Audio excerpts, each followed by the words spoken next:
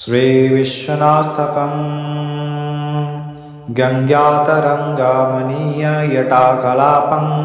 गौरीनिरन्तरं विभूषितवामभागं नारायणप्रियमदापहारं वाराणसीपुरपतिं भज विश्वनाथं वाचामगोचरमनेकगुणस्वरूपं वागीशविष्णुसूरसेवितपादपीठं बमेना विग्रहवरेण कालत्रवन्तं वाराणसीः भूताधिपं भुजगभूषणभूषिताङ्ग्यं व्यघ्राजिनाम्बरधरं जटिलं त्रिनेत्यं पाशाङ्कुशाभया वरप्रदाशूलपाणिं वाराणसीः शीतांशुशोभिता किरीटी विराजमानं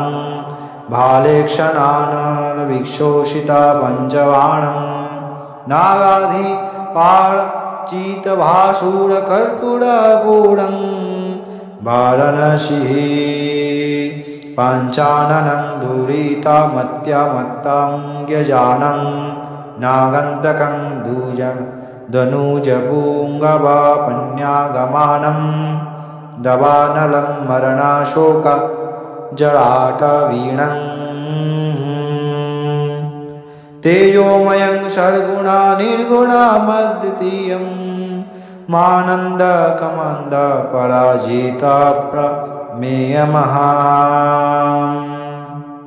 नागात्मकं सकलनिष्कलत्मामस्वरूपं रागादिदोषारहितं सजाननुरागं वैराग्यं शान्तिनिलयं गिरिजासहायं मौधैर्यधैर्यशुभगं गरलाभिमाभिरामम् आशं विहाय परिहृत्या परस्य निन्द्यं पापैरचितं च सुनिर्वर्ज्य मनसमाधौ आदाय हृत्कमलामध्यागतं परेष्वं वाराणसीपुरतेस्तवानं शिवस्यः व्याख्यातमष्टकामिदं पठते मुनश्यः विद्वांश्रिया विपुलसौख्या मनस्नकीर्तिं सम्प्राप्य देहविलये लभते च मोक्षं विश्वनाथाष्टकमिदं या पठेच्चिवसन्निधौ शिवलोकमवाप्नोति शिवेन सह मोदते इति श्रीमहामहर्षिव्यासप्रणीतं व्यास श्रीविश्वनाष्टकं सम्पूर्णम्।